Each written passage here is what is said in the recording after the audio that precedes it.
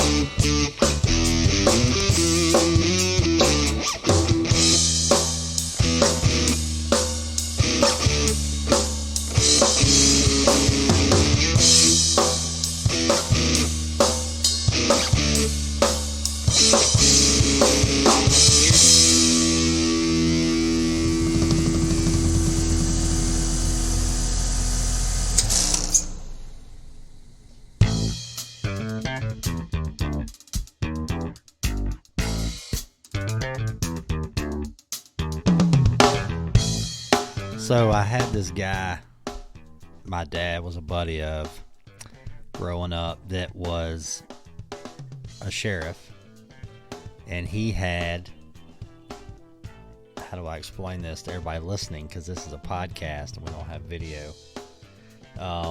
He's got the mic on his shoulder, the radio. Yeah. The radio.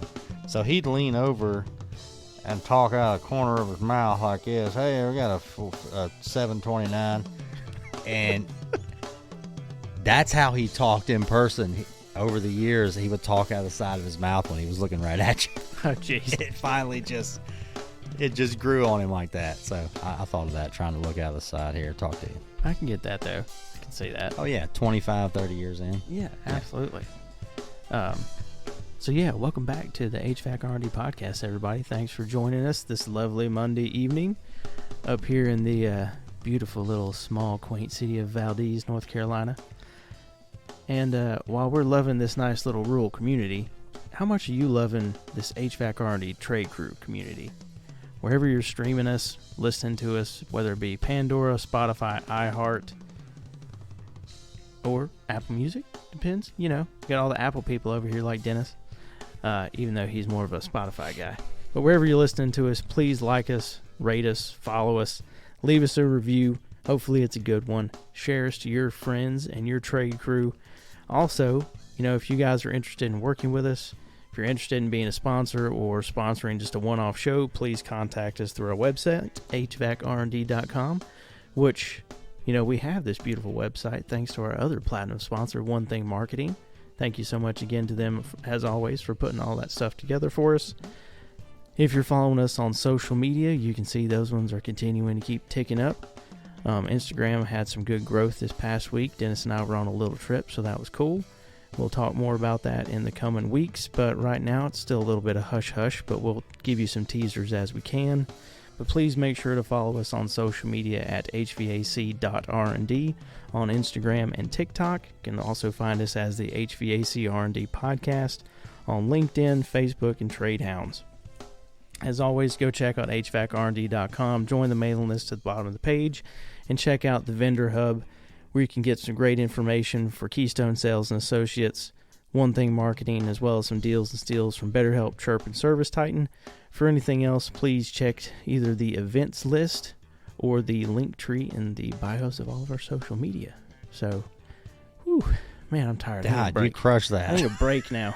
Can I please have a beer? Yep. Well, give me a second. I forgot to mention, we are powered here at HVAC R&D by Keystone Sales and Associates. Good job. Yeah, usually drop them in the front there. Yep, Keystone Sales and Associates is a big sponsor of ours. They are our first platinum sponsor. I do work for Keystone Sales. They are a premier PHVAC manufacturer's rep from South Carolina all the way up to where we cover the whole East Coast. We go all the way up. It just depends on what product we rep as to what states we're in there. But, yeah, go check them out. especially if you're out there as a distributor, which we are going to get into all of that side of the industry tonight. But before we can do any of that, we got to see what we're drinking on here. Absolutely. You know, I wouldn't have had Rhydon over at the house here if I didn't have his go-to beer. So I'm looking at it, but I'll let him tell you what you're drinking. Well, let's see how this sounds down here. Oh, very nice. There you very go. Nice. What you got there, bud? That is a good old-fashioned hitchhiker. Hitchhiker. Because I hitchhiked my way all the way up to Valdez in my new ride.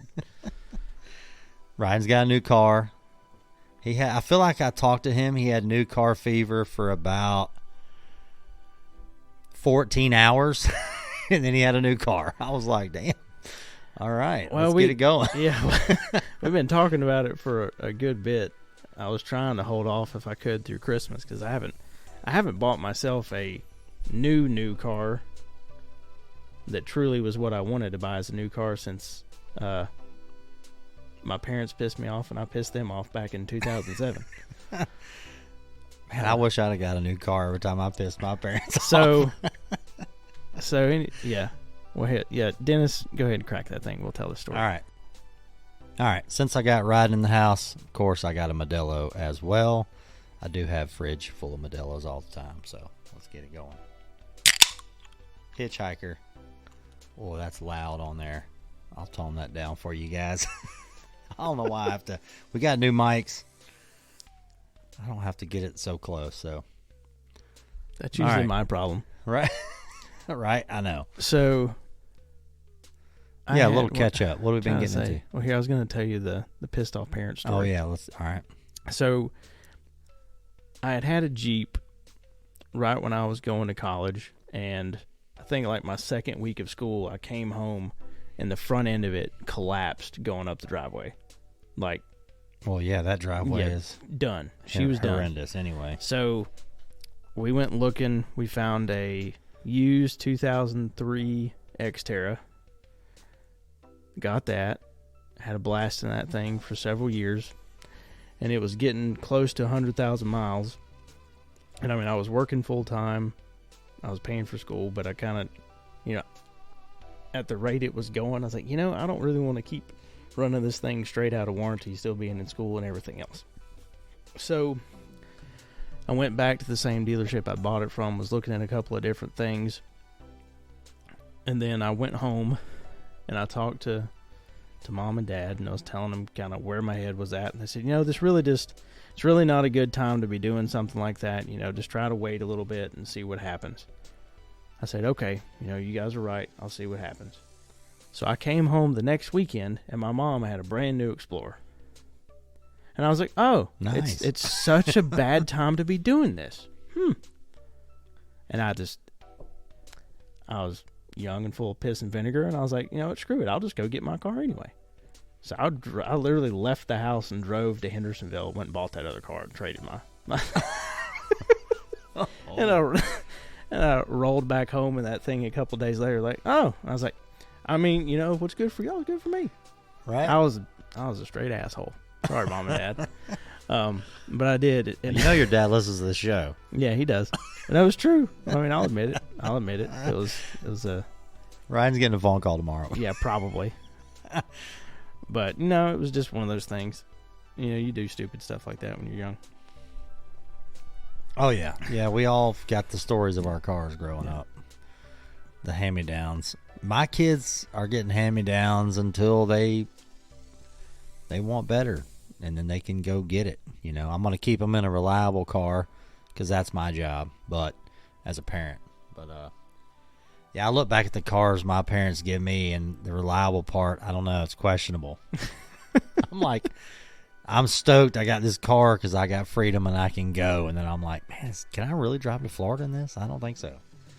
It's not a good plan. Yeah, me and the band made some trips in that 92 Explorer, and then we had Dad helped us get a... was that an Eddie Bauer Explorer? It was. Oh, it gosh. Was. With a tape deck. I was rolling. Oh, yeah.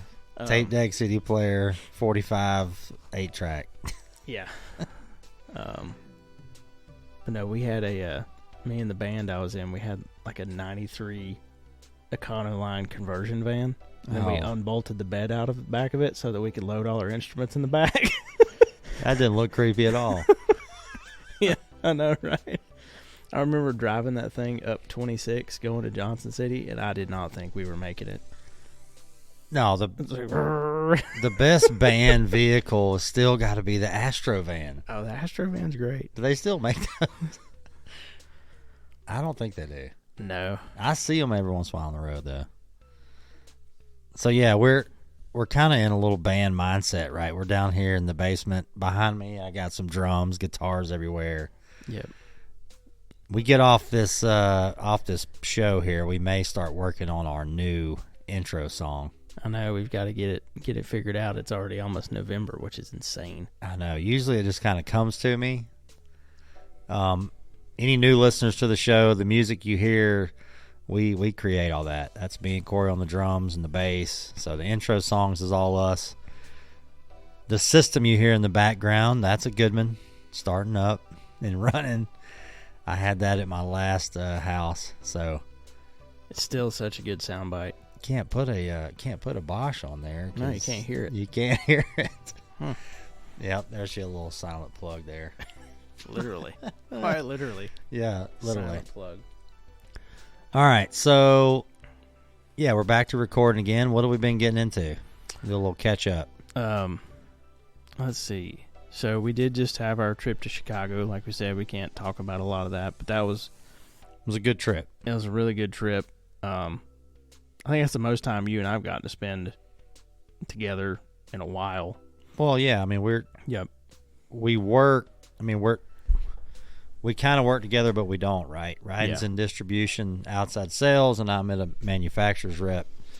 So we do work together a lot, and then we don't. So we might go a week or so at a time, and the only time we talk is on this podcast. Seems like. It feels that way some days. That or it's text messages back and forth for half the day. But most of it ends up being work questions half the time. It's not always as personal as we'd like it to be sometimes.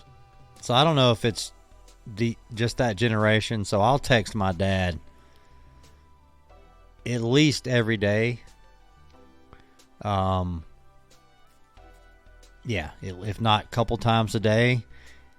If I don't call him, he ain't heard from me. Yeah. Legit. Yeah. Have full conversations with him on a text message.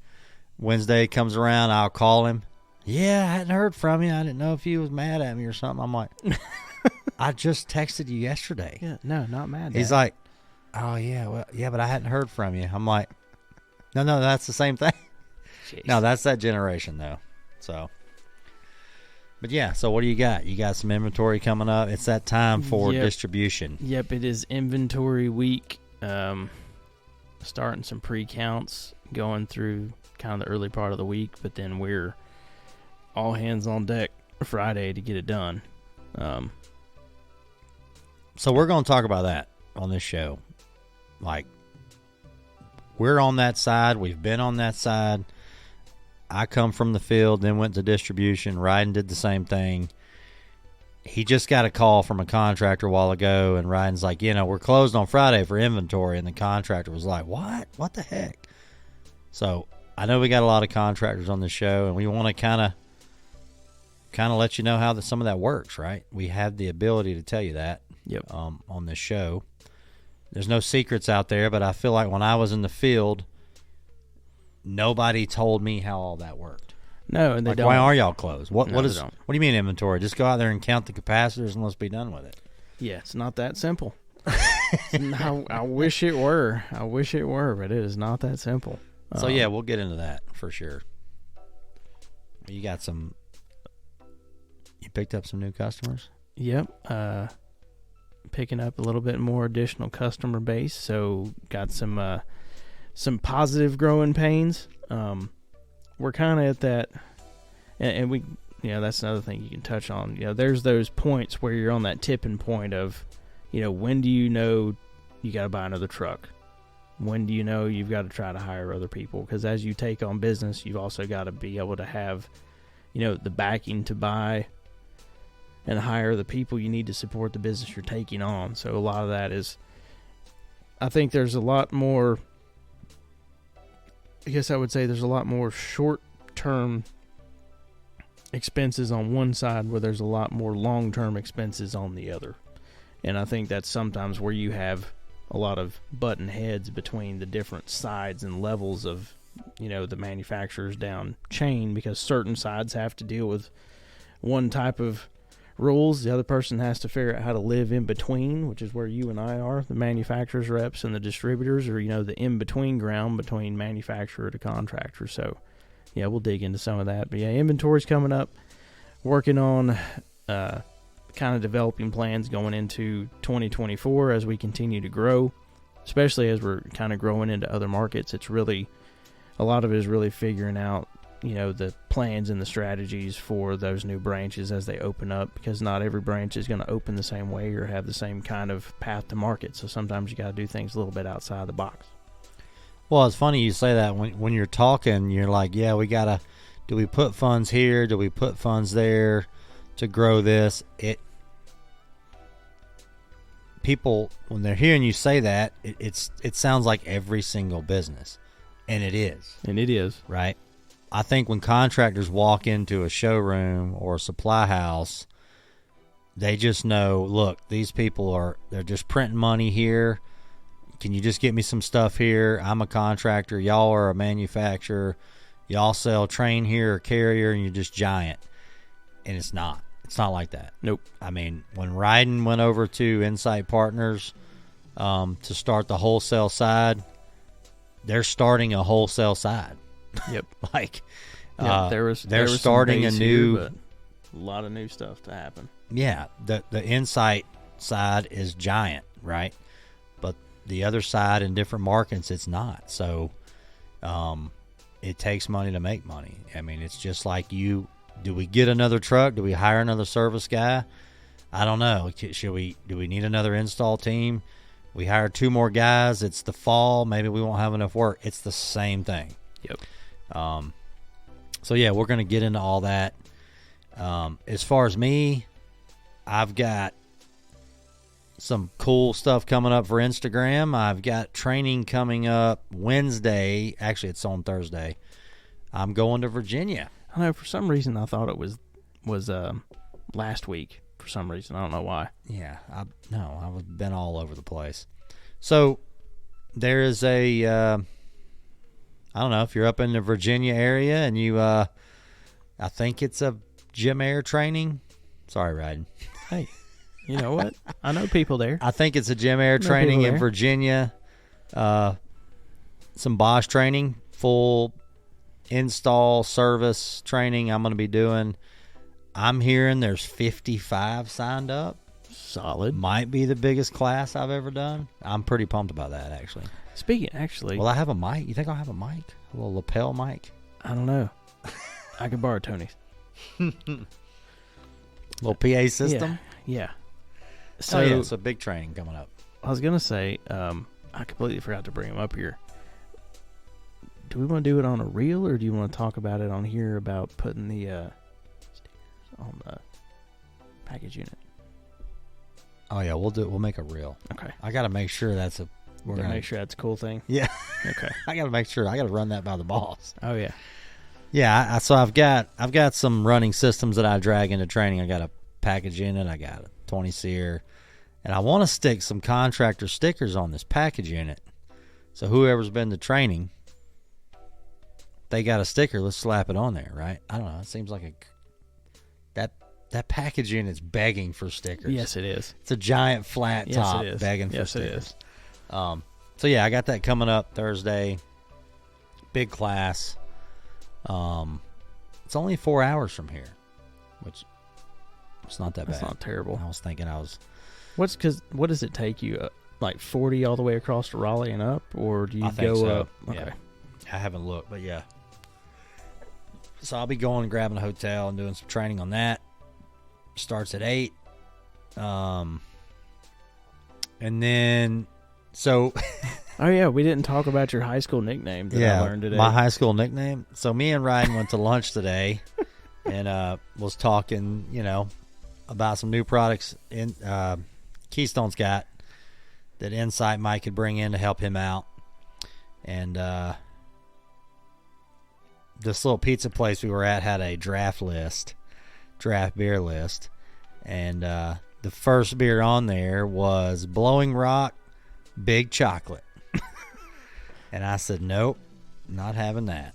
So the waitress come up and she said, you don't want a big chocolate? And I said, actually, that was my nickname in high school. And she was not prepared for that. So my brother-in-law, I think I maybe have talked about him on the show before. That's his go-to. I don't care what you say. If it's something funny, he's like, oh, that was my nickname in high school. You know? I mean, it doesn't matter what you're talking about. And it just hit me, and I was like, yeah, that was my nickname in high school. And I thought Rhydon was going to crawl under the table. She was, what do you think? Was she even in her 30s? No. Yeah. You think so? I'd say mid-30s. She looked at me like seriously? What? She goes, Like, okay, wait a minute. that was really awkward. Have you decided what you're going to be eating today? And I'm like, not a big chocolate. You don't think you're not a big chocolate fan? No. Big chocolate. Oh, God. Yeah. That's what I do sometimes. It's all right. Oh, that was the perfect time to say It was that. great timing, but She so unexpected. She was not red. ready. She turned red immediately. I think Ryan was Matched like, her hair. Oh, yeah. So anyway, all right. Well, let's get into The dark side of the industry. the dark side. Well, so I'm just kidding. It's not what we're calling it. we do pick up new listeners all the time, and we're bad about. Well, I feel like on this show, we roll into stuff week to week like you've been listening since day one, right? Yep. That's tough on a podcast. Yep. You know, go catch up. But if you're new here, you know, we are on the other side of the industry, but I've done all aspects of this industry. Yep. But we started this podcast to give back to the guys in the field, give them a little info on what it's like on the other side, right? That's it. And I think it's time to circle back around. No, I agree. Circle back. And there's a lot of times that, Yes. God, see, that's why you have to stay caught up. You can laugh at circle back. No, I think there's a lot of misconceptions from the contractor's point of view of the manufacturer. I also think depending on your background, there's also a lot of misconception of what the contractor's day-to-day is on the distribution side if, you know, that person never was in a truck or never under a house. You know, Dennis and I I say lucky enough. Is that the way to put that? Sure. I don't know if that's the right term for it. Right. You know, I was born. I would say so, actually. Yeah, I would say so because, you know, we were brought up with a blue collar work ethic, and, you know, we do our best to apply that same work ethic to this side of the business, just like we did on the other, which I think in a lot of ways is what makes you different. That's what sets you apart from distribution to distribution. Is you got to have people that are dedicated to taking care of customers. And, you know, when I got into sales, the reason I wanted to do this was because I knew what it was like being a contractor that didn't have good sales guys. You know, Dad and I were, I mean, legitimately, we weren't exactly the easiest trip to go see. No. But, you know, that phone does travel to Bryson City. You know, it wasn't a telegram, it was a phone. So, you know, you could also pick up the phone and just touch base. Wasn't a telegram? Nope, no telegram. Actually, it rode in on the Pony Express. Lost a bet there. Rode in on the Pony Express. Right. Oh, wait, I just heard the train whistle. Let me go down and get the mail for the month. I'll be back. Can you send me some heat bumps on Tweetsy Railroad? Send them. You throw That I will say that throw a couple line sets on there. That is one shipping method that I don't know if I have utilized in this industry, but I probably have without knowing it at some point. Yeah. I still hear one around here. Isn't that crazy how I don't think we can get away from that. No. I don't want to, in a way. I like trains. Mm-hmm. So, yeah, we're going to Of course, on my side, coming from the, I've always been in construction my whole life, but then went on this trade, went to school for this trade, and best thing I've ever done for sure. It's definitely the king of trades. We do want to get some plumbers and electricians on this show and battle that. Yep. Let's we've do a little battle. We've there. Extended invites to several, but nobody's biting. I mean, back.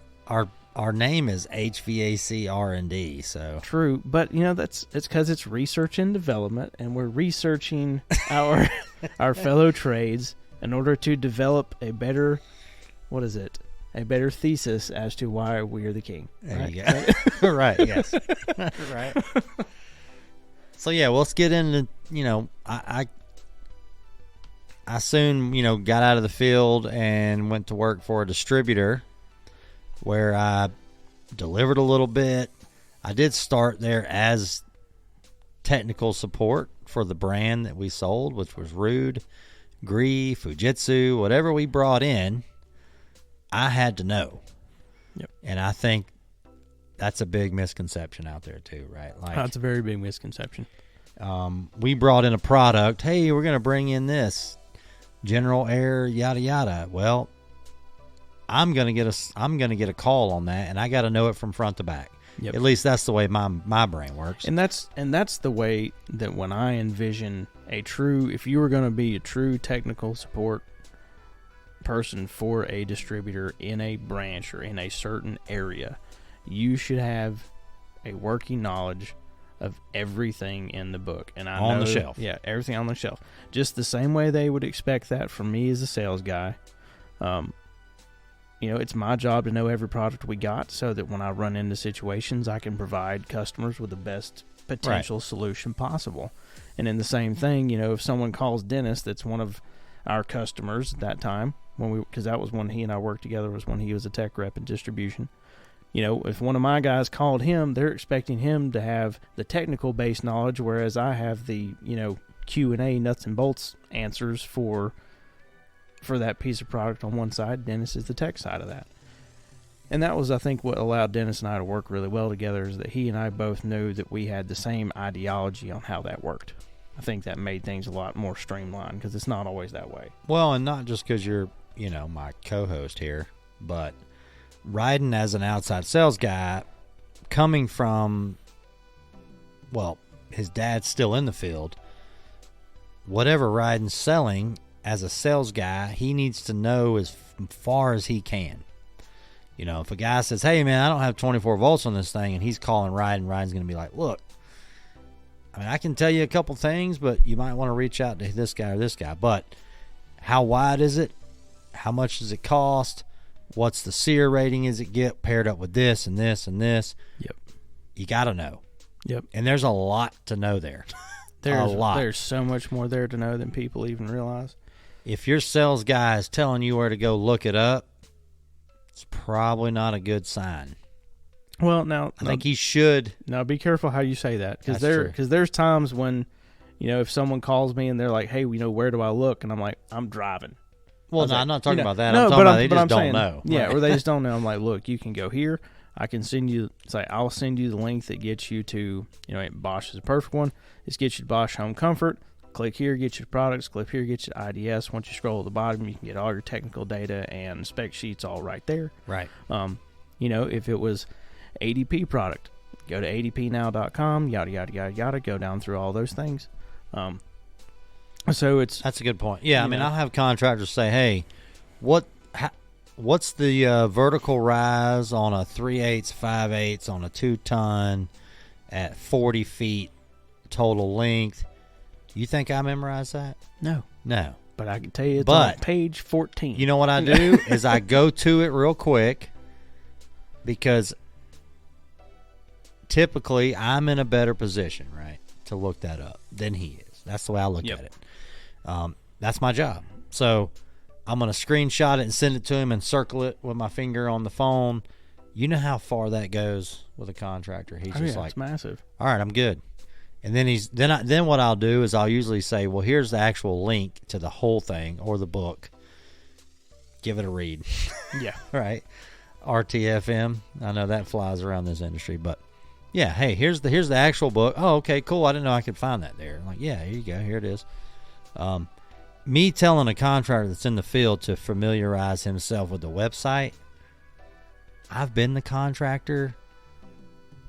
That's tough to say that, Yeah. right? Should they? Sure, right? But that's why we're here. That's right. So that being said, let's start at the beginning. 1740. What was that? We in Chicago we did. We talked to some younger. Back. So I think, what did we put out? The 1743 was the when Benjamin Franklin invented the Franklin furnace, also known as the Franklin stove. Yeah. And that technically seems like it really was, the first. This is consumer-based. the first consumer-based system to heat a single individual home or situation. Now, yes, there have been fireplaces in houses forever. There were fireplaces and whatever forever, but this was, a centralized thing for that purpose. Yeah. So, right, wrong, or indifferent. another little it was a snippet, great place to start. We talked to some kids in Chicago. We did that. So kids in an HVAC program, and we started with that. And if any of them had a gun, they would have shot us right there in the front of the class. That's probably the truth. And I think, hey, it's got to start somewhere though. It to does. give them a base. Well, and talking about giving them a base, one of the things as we were starting that conversation, we really wanted to be able to kind of show them, like, all right, so we went from here, and then the next item on the list was like 160 years later. Yeah. So until, there's this huge gap, Carrier. This huge gap of technology in between there, to where we really get to like the next phase. And then it gets. And then, I noticed it got closer and closer and closer and closer and closer, and it's because we're hitting this crazy rapid progression in this industry right now between efficiency changes, and all of it's government regulated, but efficiency changes, refrigerant changes, code changes, all kinds of things, and they're just hitting just one after another, after another, after another, after another. It used to go, you'd go 2 decades without a change, and then you went a decade without a change. 8 years was the quickest. Now we're hitting 3 and 5 years on almost everything. Right. So it's a lot. So like I said, this show we're going to talk about the different levels and what's actually a little behind the scenes, for you guys. We got to start with manufacturing, right? Like, and I kind of just want to hit on all the heartburns. Yeah. Me and Ryan are both big Tums guys, right? That's the truth. We're gonna, but yeah, no, hit on the heartburns that you don't realize are out there. I didn't realize they were out there till I got on this side, so shedding a little light. So manufacturing, some of the things they battle, right? Government regulations. I know 454B, R32, we got the refrigerant change. That is here, guys. That's here. I start with all my training classes talking about it. Over here at HVAC R&D, we say evolve or dissolve. I usually start my training classes with, if you're about to retire, it's a fantastic time. Yep. Everybody laughs, and then I see one guy out there, and he's like, uh-oh, I'm out. I want a guy to get up in the class and walk out. So this is what, now, as a contractor, we go by, we pick up this product, we braze it in, and we're like, this is where we're at. That's kind of the only connection we have. But if there's multiple things out there you can read about how each manufacturer and each brand is battling with government regulations that they can't get their product to fit with that refrigerant. Yep. It can't get SEER with that refrigerant. It can't hit 14.3 with that motor. So they got to circle back. Now, I know that sounds like not your problem, but it's going to affect you. Yep. So, I don't know, maybe, Ryan, you can shed a little light on this. Have y'all been told when you can... on the distributor level where Rhydon's at some point, whatever's in their warehouse that's got 410A in it, it's got to go. Yeah. Or it's a paperweight. My guess Middle of next year? Middle of next year, manufacturers are going to start, and I was just in Florida, and we had I would say we had about 45 minutes of discussion about that with Florida Heat Pump. Because they've got so many lines, but once you change that line over, it's changed over for good. Oh, this is not a sell-through? So, it's not a sell-through. Well, and there probably will be a sell-through. I would say, if it was manufactured before the change, then my guess is they'll be allowed to sell it.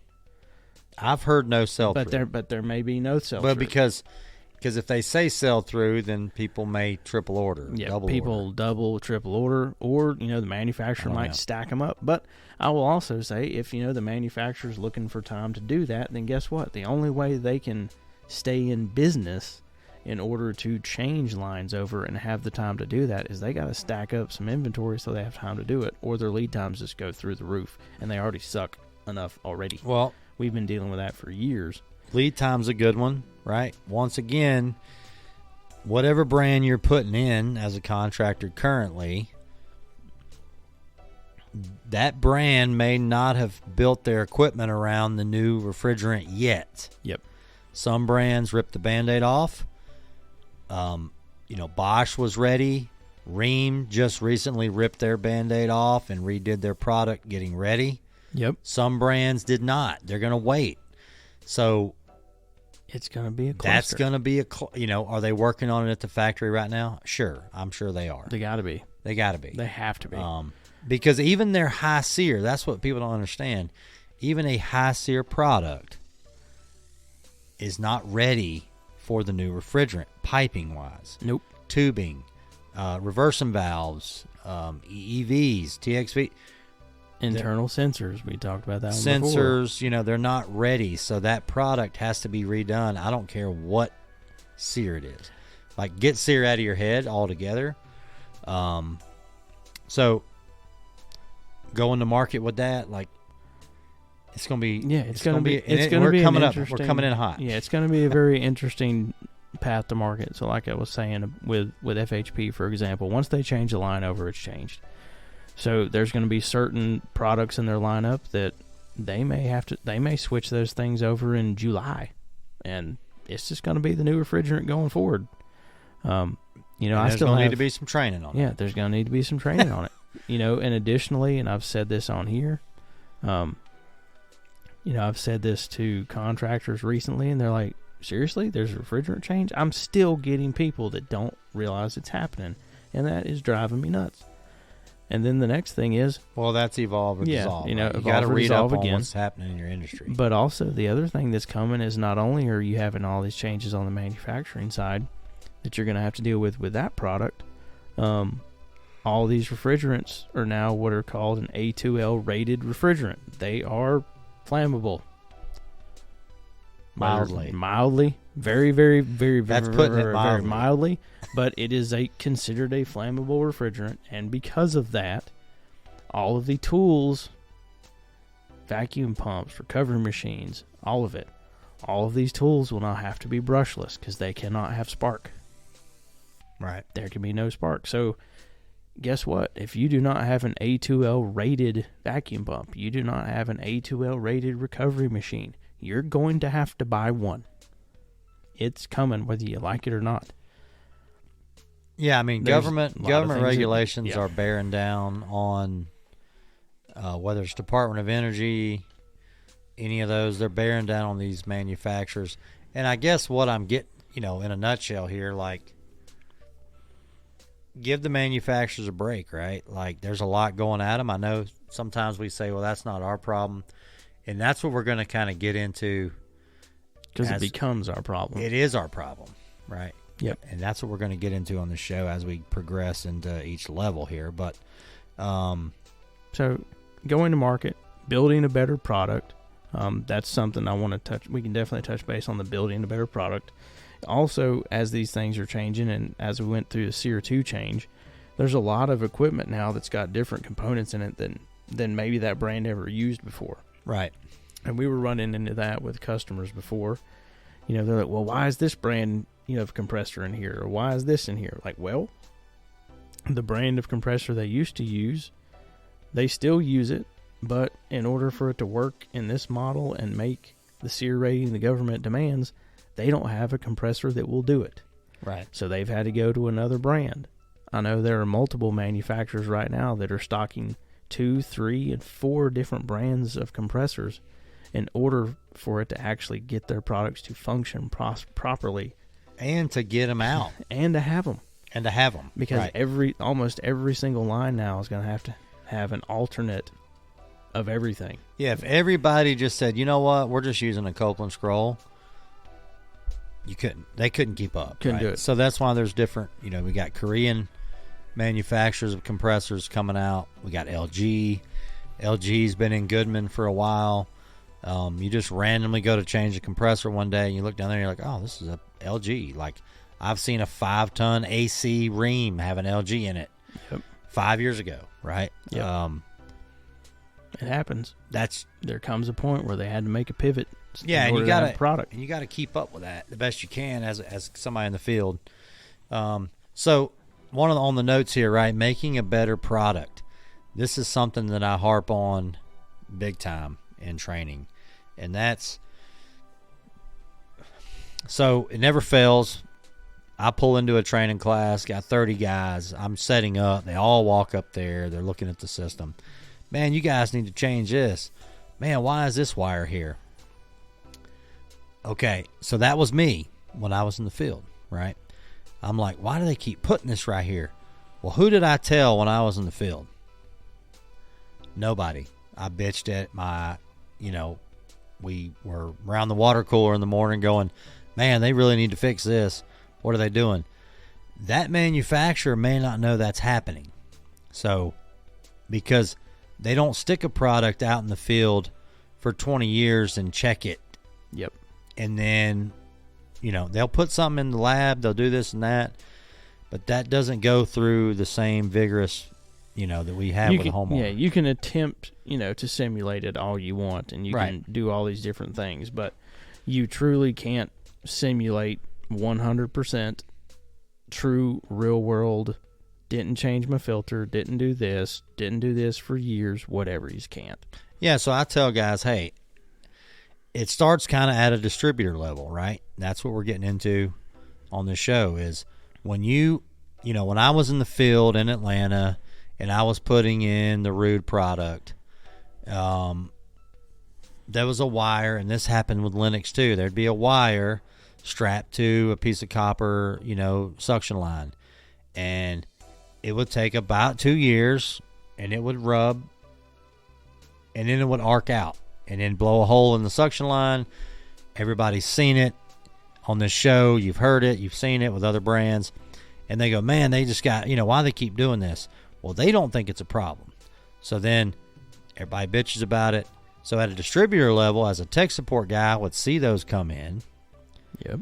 And I would say, yeah, on Friday, we have a meeting with the manufacturer every Friday, and I tell them, hey, on this serial number, this date code, this wire seems to be shorting out at about year 2. Then they run that up the line, and then 6 months goes by, and you get a product in the field one day, and now it's got a double zip tie on it, and it's fixed. Yep. That's the only way to make a product better. And literally. And the other thing is, but you got to tell somebody. You got to tell somebody, but also you have to know that it's not getting fixed tomorrow. Even if the plan to fix it is in place, it takes time to get that from, this level to, then it's got to go to an engineer, then the engineer's got to draw it, then it's got to get approved, and then it's got to have a test done, and it's got to all them install manuals, things you got to do, got to change. That's it. Like reprinted. Yep. Think about that. Oh yeah. I mean, it's recycle. Now, when I tell everybody, like, I would put any brand in my house as long as I could put it in, right? there's some truth to that. But when I'm out there selling, because I'm on the Bosch side currently, when I say what separates a brand from another brand, to me, is how soon they get that wrapped up. Yep. How much do they listen to the little people? Yep. If there's a brand out there that ain't listening to the little people, they can't make a better product. No, they cannot. They can't. So, you know, Rheem, when I was over on the Rheem Root side, the meetings every Friday with 10 other guys across the country saying, hey, that wire does not need to be strapped there. Run it up the ladder, 6 months to a year goes by and it's fixed. That's a lot. That's quick, right? Some brands say, you're not going to tell me what's wrong with our product. And they sweep it under the rug. Yep. Right? Keystone has made some improvements on the Bosch product because of the size we are, because Bosch is a privately owned company, right? I'm not just tooting our horn about Bosch. I'm saying they are a brand that we can run stuff up the ladder and make a better product. So we're just kind of talking about manufacturing here as a whole, but that's the stuff that has to happen to make a better product. So if you're a contractor, you're out there, you're seeing something going wrong, you got to let somebody know, and try not to be a bitch fest, right? Yep. It is. I've been there, and I'm like, oh, here's another call that I have to fix. I'm not going to make that much money on, and it's literally a manufacturer's problem. Yep. But how's it going to get any better? It's not. And then, you can go from things like that into, like you say on here, changing something that hasn't changed. So I remember one of the things that was the hardest first changes I went through with customers was telling them, I'm trying to remember what brand it was. Actually, no, it was when we were still selling Fujitsu mini splits. Yeah. Is I remember telling them that they weren't going to make straight ACs anymore. Because Fujitsu cut straight ACs out of the mini split line, I think 2014, 15, something like that. And customers just lost it. Like, I just don't understand. Why would they be doing this? And I said, look, if they never have to change a line over. Think about that. So when we were in Chicago, that instructor said, so this is a heat pump mini split y'all brought us? I'm like, yeah. He's like, oh, I thought y'all were bringing a straight AC. I'm like, man, those days are gone. Yeah, they haven't been around for a while. Yeah. But I remember telling guys that, straight ACs were gone and they just couldn't understand why. And I said, well, one, the heat pump side of it, there's still situations where a heat pump's in a better position than a straight AC is. But also, without them having to change that line over, they're like, what's it going to do to pricing? Is our pricing going to go up? I'm like, no, it's going to go down. I said, because they're eliminating a crap load of labor. They're eliminating, SKUs out of what they have to stock in order to produce product. They are streamlining the process, which helps in a lot of cases, can help bring costs down. It'll bring it down to a point, but then, unfortunately, is what it is. Thank you, inflation. Print money. Yay. Just keep printing money. Just keep printing it. Keep printing it, giving it away. But there's going to end up being, there's increases anyway, no matter what you do. But there's constantly things like that are going to change, and there's a lot of things you're starting to see, especially now with a product such as Bosch and some of these other ones that, when I was selling another brand, I was selling a good, better, best, platform with a product. I feel like those Bosch, days are about gone. That's going away. With Bosch, you can sell a good, better, best, kind of, because, you're, plus premium, going up the chain, or light plus premium, but it's really more of a product where you sell it to fit the situation. Right. Which is the kind of products that are making more and more sense, especially with today's homeowners. Well, so if you say good, better, best, I feel like those days are about gone. They're going away too. So good's going to be what? 2-stage heat pump? Yeah. Better is what? You see what I'm saying? 3-stage. Like 3-stage, 4-stage. Yeah. Can we just go all the way up? Yeah, I mean, inverter is coming in, variable speeds. I still have a lot of classes where, if I tell somebody there's an EEV in the outdoor unit, they just want to cry. But I'm looking forward to those days because they are less components to fail. Let's just be honest. I've said it on the show before. The TXV as a whole is a very, I don't want to say complicated. There's a lot of parts in the TXV that for it to do what it does, and an EEV is nothing, right? It's a needle valve. It's a 4-phase DC motor driving it, which is like you guys' Milwaukee drills or your DeWalt drills. It just doesn't fail. That DC sealed motor doesn't fail. So we're headed that way. It's not that, we still have guys that say stuff's not made like it used to be. And you're right. It's not. Nope. But you got to adapt to it. The new service call is ohming out a thermistor. It's not swapping a swollen capacitor. That's going to be, it's not there yet, but it will be. Hopefully I'm retired by then. But evolve or dissolve, Dennis. Evolve or dissolve. I'm in there. I'm ready. All right. So that's kind of what you got on the manufacturing side, right? They're up against a lot. Yeah, they're up against a lot. And then depending on, how they're structured, some manufacturers have been around for ages and ages, and they have their own structure of, sales reps internally that manage, their product to distribution themselves.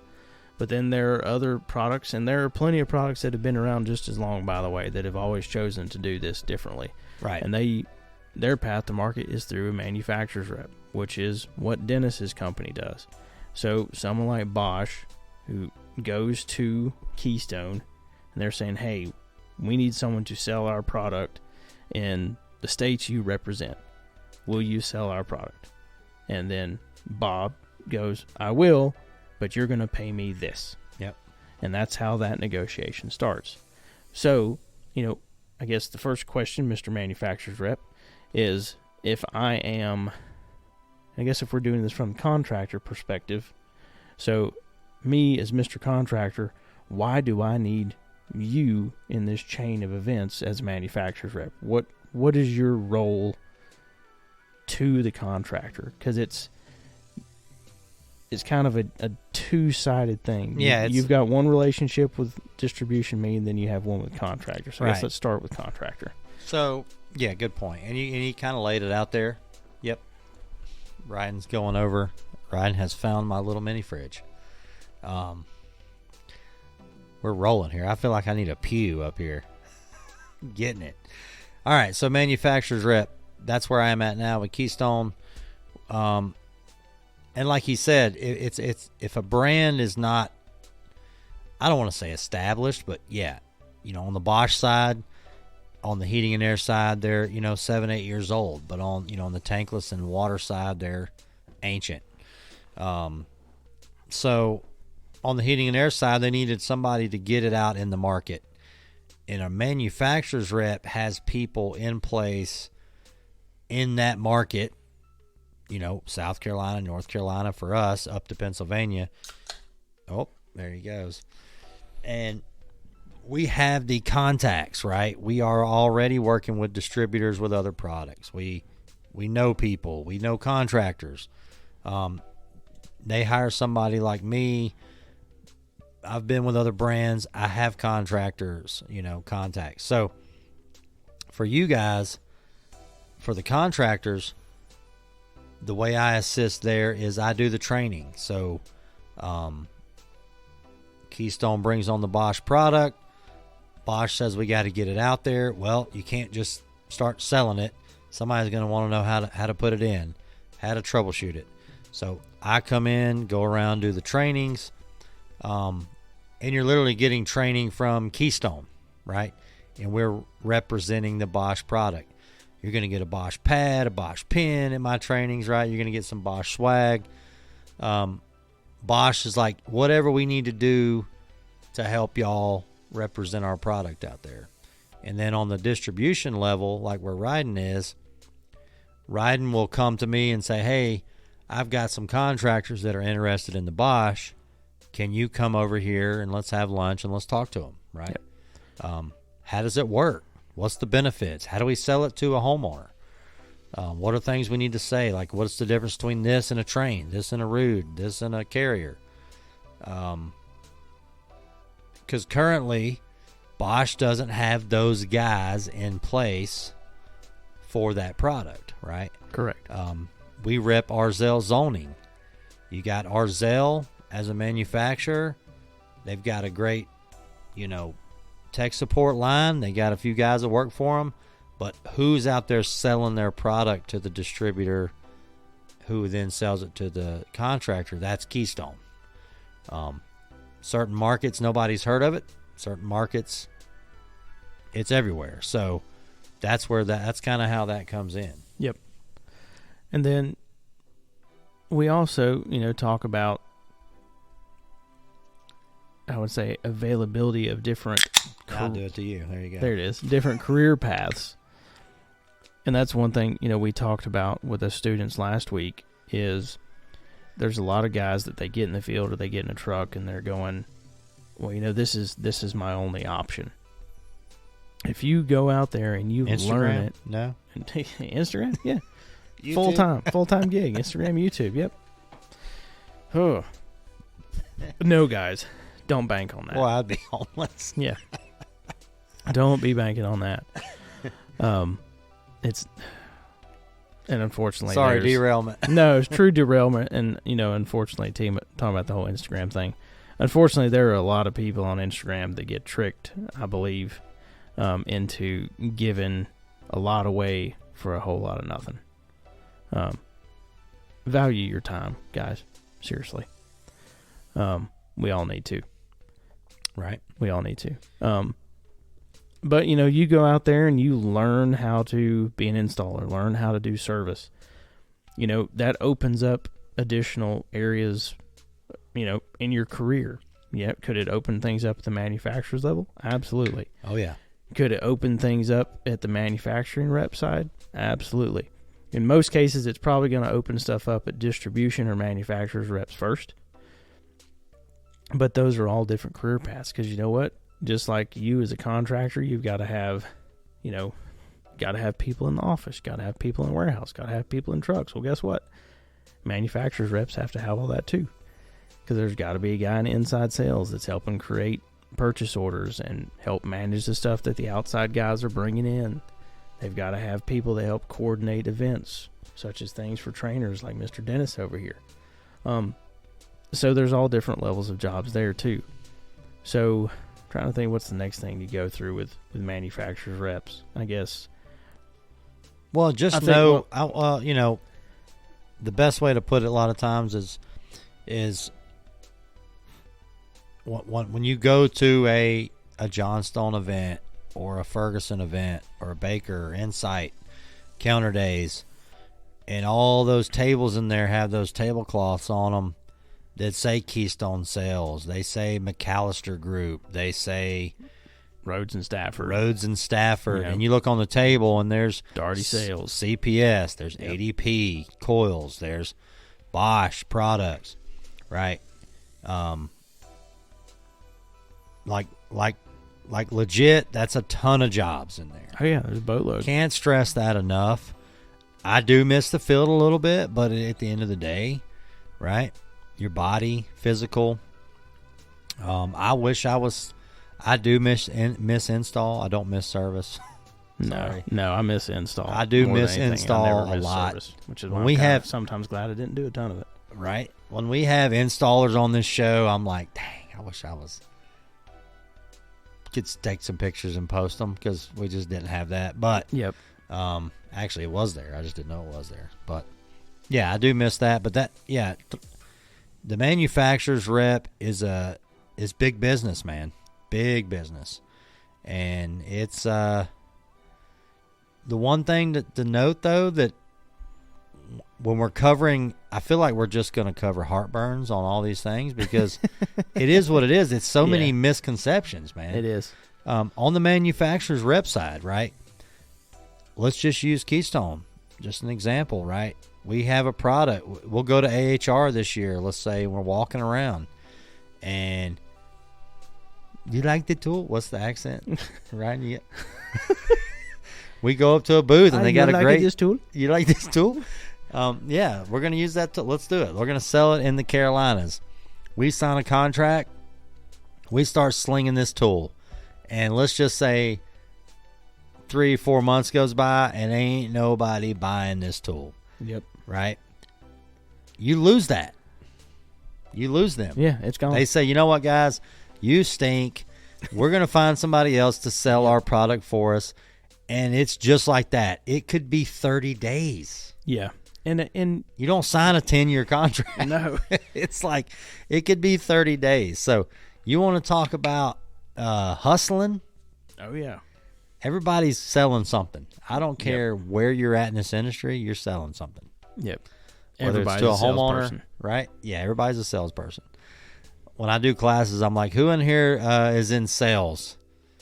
I usually get like 1 or 2 hands, and I'm like, you're all in sales. Yep. I don't care how you twist it. That's true. And you were talking about price increases, which if you don't think price increases are coming with this new change, it's going to be hefty. And guess who gets that? The consumer. The consumer has to pay that. Now, and there's a massive key term to there. The consumer's paying it. Yes, the contractor's paying it. Yes. At face value, contractor. At face value, you are paying a higher price. But depending on what your margin is, the higher price you pay, the bigger your margin chunk is for the same margin dollar. You just got to raise. So an increase, you literally have to look at that as, well, I just got a 6% raise this year, fellas. Let's go. You have to look at it that way. Most people don't want to, but you have to. Yeah, you have to be a little bit selfish about it. You have to. It sounds corny, but when bread goes up, Ingalls don't just go, dang it, we just keep losing money on this. Yeah. Because they're not going to keep selling it to me at the same price. No, they're going to raise the price. And guess what? It just keeps going. And I'm going to say, damn, bread's high. Yeah. And I'm going to buy it because I need it. Yep. And milk. And just I'm in the South. And just be glad that the increases we're seeing are not in the hundreds of percents like those ones continue to be. Right. No, you get 6% in the HVAC industry, and everybody just. No, I got a feeling the stuff that's out. Coming is probably in the 8 to 10s. Oh yeah, the price increases that are coming from a manufacturer to get ready for. Well, first of all, like I said, not all brands are ready for the new refrigerant. Next time you go to a 14 SEER single stage product, look down in it. If it's a heat pump, look at the reversing valve. See where the 3 pipes are. They're going to be facing the top and the discharge lines on the bottom. That has got to change. Rheem went ahead and changed theirs on their base products because it adds another half a SEER, believe it or not. Mini splits in the 70s were designed that way. The Bosch product, because it's an inverter, it's already like that. 7mm tubing, it's already like that. And I'm not just saying Bosch, I'm saying the base products of all brands have got to change. Yep. And they got to retool their lines in their factory, and that's not going to be. It's not going to cost less. No, it's going to cost more because they've got all the money involved with doing the turnover. They've got all the money they're losing because they can't produce on it while they're turning it over. And then I think we're going to see a rolling change in the new refrigerant. My guess is starting in the middle of the summer. And that's the worst time to do it, but I got a feeling that's where you're going to start seeing it because that's just what's going to happen. Now, as a contractor, you're going to go to the branch one day. If you don't evolve or dissolve, it's going to if you're in dissolve mode, you're going to go to the branch one day and you're going to be like, give me this product. I'm getting a base product again. This is a rental home. You're going to go out there and you're going to go to hook your gauges to it. And you're going to be like, oh shit, this doesn't have 410A in it. Yep. It's literally just going to be like that. Yeah. Now, most digital gauges already have R32 and 454 in them. They've had them for a while. But if you're you know what I mean, though, right? It's just going to happen. With a set of analogs, you're in trouble. Yeah, you got 410A, and there's about a 4 PSI difference. between 410 and all these other ones. Now, I've got millions of questions, right?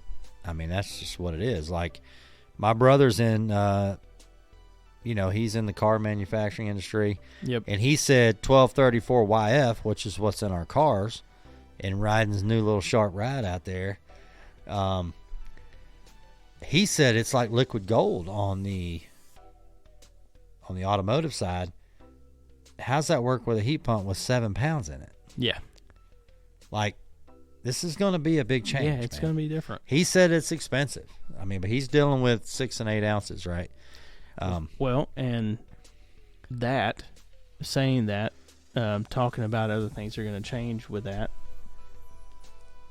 the sensors and everything that are going to be in these systems for potential leaks, there's going to be some systems that may not have them in them, but depending on how much refrigerant you have to put in them, what, 64? Something like that. Yeah. I don't know. I got to look it up. 64 but if you put over maybe. a certain amount of ounces in it and your unit does not have said sensor, you have to add one. If you don't add one, obviously you're going to fail inspection, but I don't know what the... Yeah, no, there's obviously going to be... how that's going to crackdown's going to happen, but it's going to have to. There's obviously going to be the Wild West states that don't abide by half of this. As far as on a contractor level, right? When I was in Georgia, we didn't do a whole lot of permitting on a change out. We kind of treated it like we were changing an appliance, which it is. The counties and stuff just didn't get a lot of revenue. You move to North Carolina, you're calling in an inspection to do an outdoor unit. You're calling in an inspector just for somebody to hook up the whip, So different states, different counties, local level, it's all going to be crazy. But all right, let's get into distribution. So we've made our way down. Yeah, we're getting closer to the contractor. On down the chain here. So distribution level, opening one up. I think we got random notes here. Yeah, we got random notes here. So I guess let's just talk about what is a distributor. So there's a whole lot of different levels, but at the end of it, the distributor is someone that has relationships with the manufacturer that brings in a product and then sells it at a wholesale price to a licensed professional in that trade. I think that's probably the best, loosest term of distribution you could really have. Yeah, and I think it's funny you say that, like licensed contractor. That's big. Yeah. Don't sell to everybody. No, because that will muddies up the whole thing. And I think that's where King of Trades comes from, right? To me, yeah, you can't walk into Lowe's and buy a contactor. Nope, you can't. You can't. Somebody is holding that back. Yep. If you could, the whole industry would be different, man. Yeah. Now, unfortunately, they can go find it online somewhere now. Huh? They can go find it online somewhere now. Well, I understand that. At least, we're still protected to a point, luckily. Oh, you can get some good ones online, too. Hush your mouth, sir. Hush your mouth. Well, no, then I will tell you, and we don't have it on the notes here, but online distribution. You want to talk about the Wild Wild West? That's becoming it's dicey. I mean, I know it's big. It's becoming huge. It's big business. But it's dicey. It is dicey. I don't even, and me, I don't see how you as a contractor in a lot of cases could go through an online only distributor, because how on earth do you deal with warranty issues and anything? I mean, like what that? I hear, there's no way. What I hear on online distribution is, hey, I bought gauges from there the other day. I bought some motors that I couldn't find here. Yeah, this place out in Arkansas has some. Here's what you got to understand, and you got Mr. Cool, you got Pioneer, you got all these brands I've seen on Amazon or something like that carry a product. So Pioneer's a good example because I've experienced that in the field. Some brands it comes from manufacturing straight to the consumer. Yep. when you cut out distribution, what do you cut out? Well, you cut Rhydon out. Yep. Now, what does Rhydon offer? Well, he offers advice. He offers pricing. He offers a ton of stuff. When you cut out the distribution altogether, there's no warranty. There's no parts. Now, there may be a warranty attached, but let me know how that works on sending. Actually, there is no warranty. There wouldn't be one because there is no parts. Support it. There's there's no no one parts to support it, and there's no parts to support it. There's no middle guy. Yep. Right? HVAC, cutting out the middleman is not a thing. No. I mean, you just can't. No, and whenever you try to, it will bite you in the ass. You can't because there's no parts. You know, that Pioneer product, I'm not sure too much about Mr. Cool, but I'm just telling you what I see on my ads that pop up, right? You can't call a guy and say, hey, man, I'm on my second board. Can I get a new outdoor unit? There is no guy. No. There is no tech guy sitting in a desk like I was saying, you know what? If you move this wire to here, because this is a service bulletin, oh, shoot, I didn't even think of that. No, and there is none of that. And Blue On Tech Support can't help you with that either. Oh. They're not getting you a free new unit. It's not happening. It's a good show, though. You should go check that out. It's a good show. Episode 73, I think. 73, 72, somewhere in there. The Blue On President. That was a good show. He got deep on the, he got deep in the sauce there. He did. But no, you lose a massive layer of support and protection when you cut distribution out. And you know, there's more things that are there that you guys need. We keep the stuff you guys need so you don't have to have it all in your truck.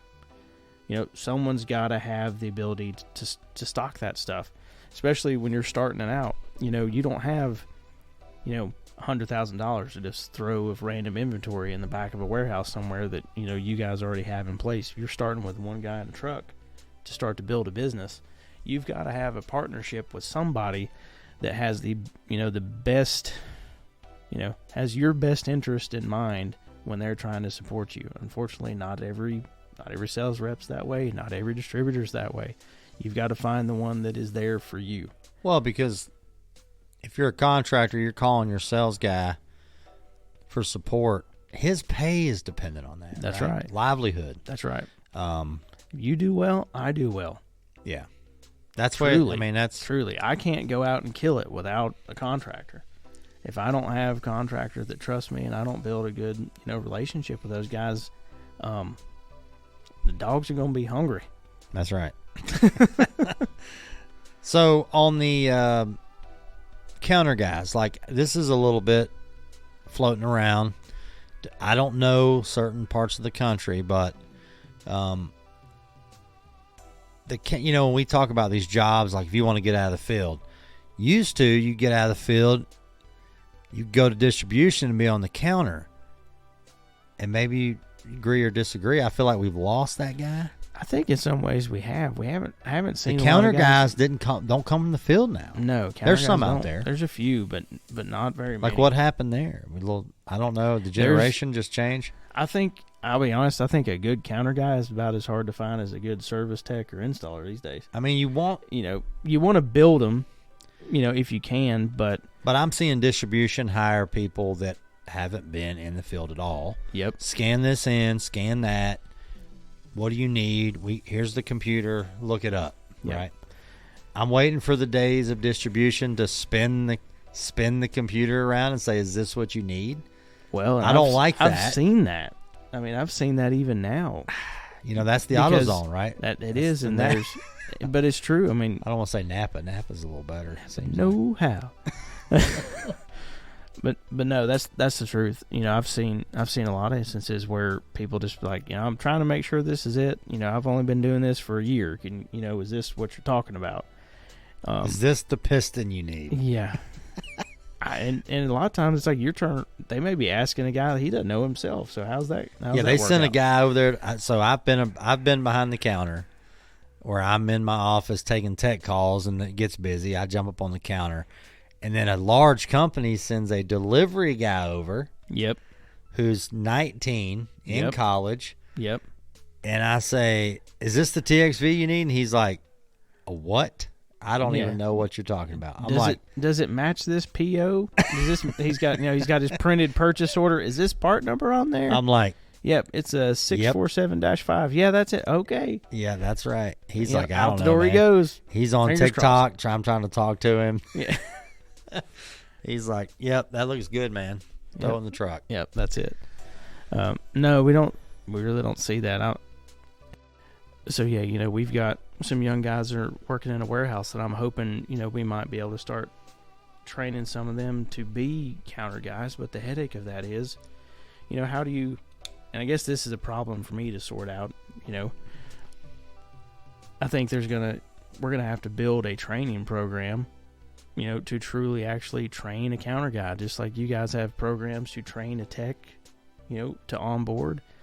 We're going to have to build some, train the counter guy stuff to at least give guys a basic understanding of refrigeration cycle, of electronics, of Ohm's law, different little things that we've got to understand to at least be able to have a slightly higher level conversation with a customer, which, if you can do that gives you the middleman to get them to Dennis or to somebody else.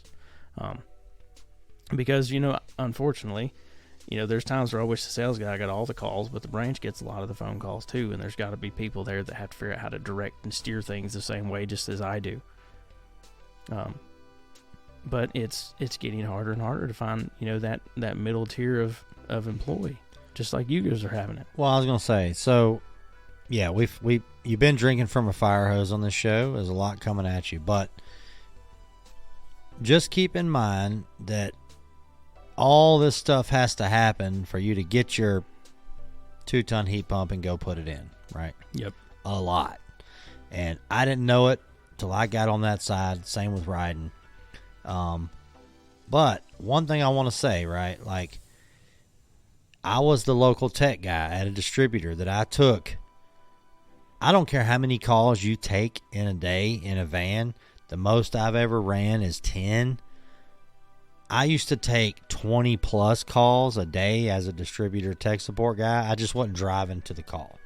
Yep. But I went to sleep thinking about a TXV, thinking about a reversing valve, because that's all day, every day, call after call after call. He doesn't know.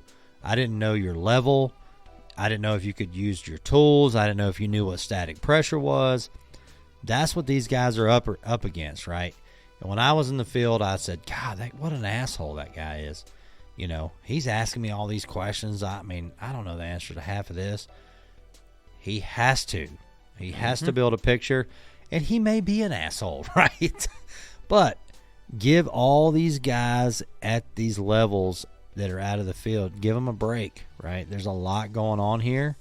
And a lot of stuff has to happen for you to get what you get.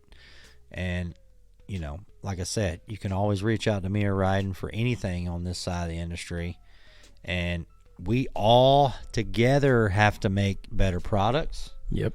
We have to make, better distribution centers, tech guys, counter guys. Your outside sales guy, right? Cut him some slack. Make him take you to Topgolf. Dennis just wants me to play more golf. Right? I told Rhydon, you got to utilize me. Let's go play some golf. Let's go play some golf. So, yeah, we're going to wrap it up here. I do have a crawl space confession. Oh, yeah. Rhydon doesn't know what's coming. I give him a little teaser, but he doesn't know. Trash Panda down, man. It's a sad day. Man, talking about that, I know I said that this morning. So this morning I passed 3 poor trash pandas that had been trashed. Well, they're curious. And then, that's truth. And then when I was headed to... They need some DOT vests, too. Well, so speaking of DOT, Wednesday last week after we got back at, 2 a.m.? Yep. I had to drive out to Bisco. And on the way, I got stuck behind a North Carolina DOT roadkill truck. And I was 6 cars deep behind the guy. So none of us could get around him. Oh, yeah. So well, it's almost rut season. So we sat behind this DOT guy through 2 raccoons and a possum for 15 minutes before he finally pulled off and let all of us pass him. Oh, God. All right, here's my crawl space confession. Episode 112. I don't know why we have to intro it like that. I'll play some You have to have some creepy interesting music. I know, we need it. Halloween time, too. It's Halloween time. I mean, there's my soundbite guy right there. That was spot on. All right, so Friday night, we are out here in Valdez. I am in the woods, at this house I'm currently at. We kept hearing this dog bark just in the background. Like, we turned all the TVs off. Why do we keep hearing that?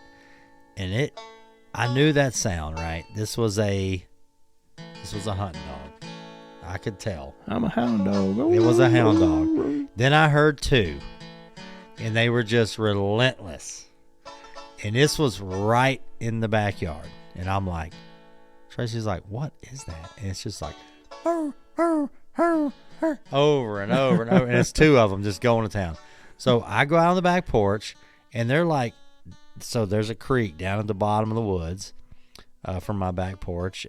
And I'm backed up to 1,000 acres. It's not my property, but it backs up, right? So I'm like, there's two dogs that have some type of animal corralled. Yep.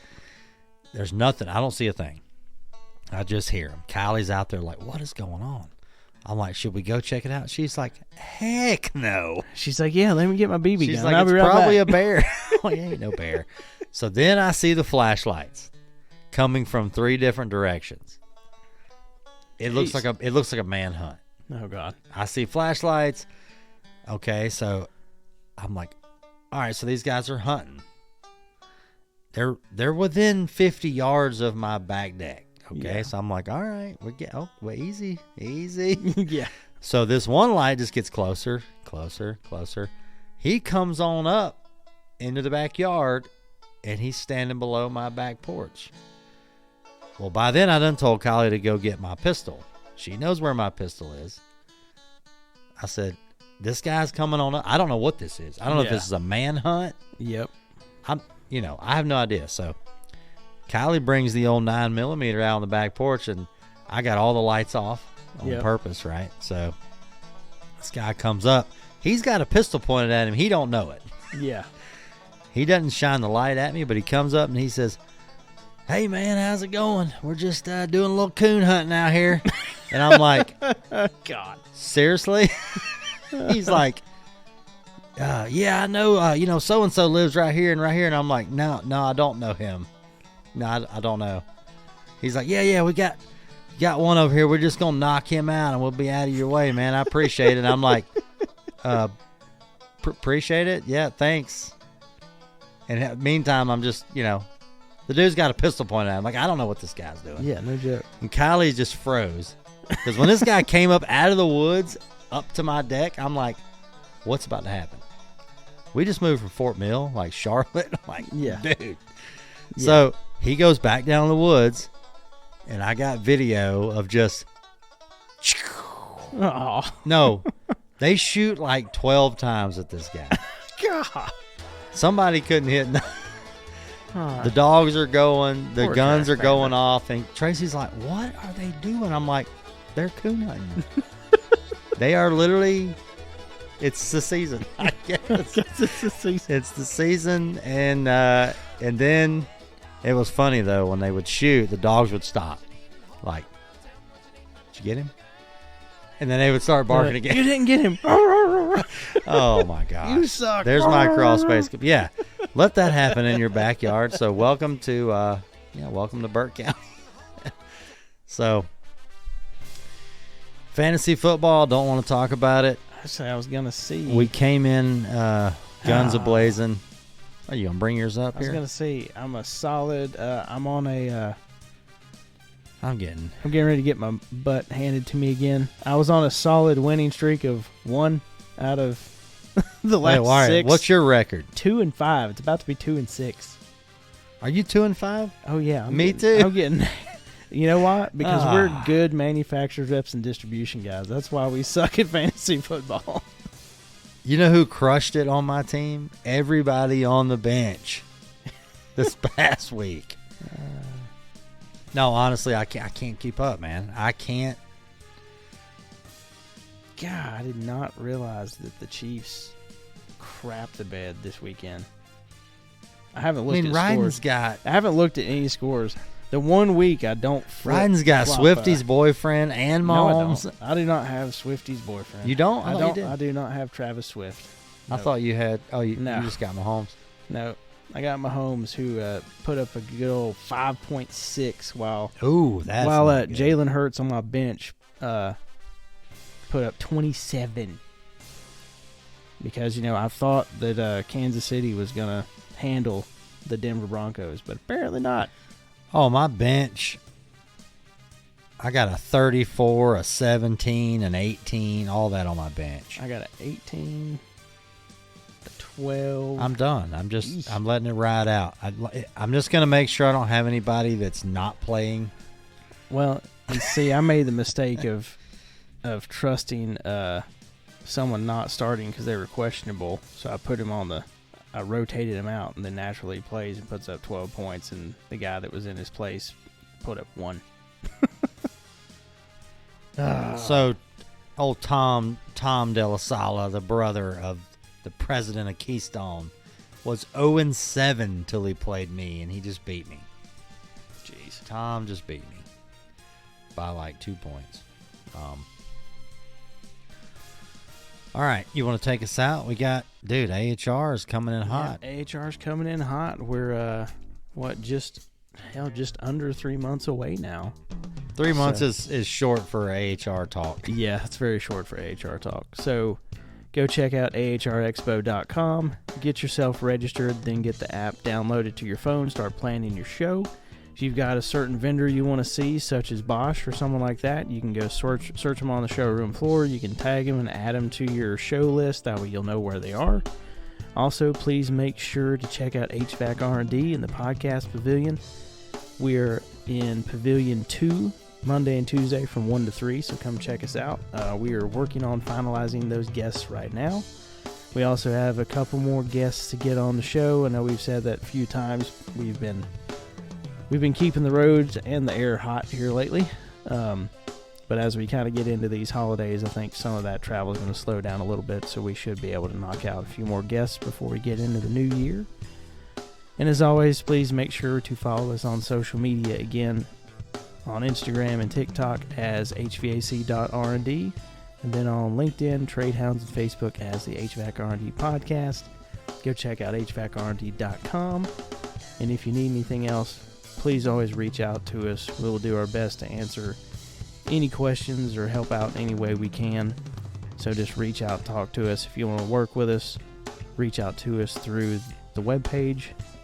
For anything else, hit us up. So thanks, everybody. Hope y'all have a great week. Appreciate it, guys. Also, a little shout out to Texas, currently number 1 on the download list. Oh. Then North Carolina. Come on, raise up. The Carolinians. Yep, we got to, we're trying to build locally too, right? But yeah, appreciate everybody else out there downloading. California, always solid. Yep, and sure. We've got some great support out there in California. PE, Top Gun, some of these different guys. Thank you so much. Yep. All right, we'll see you guys next week. Peace.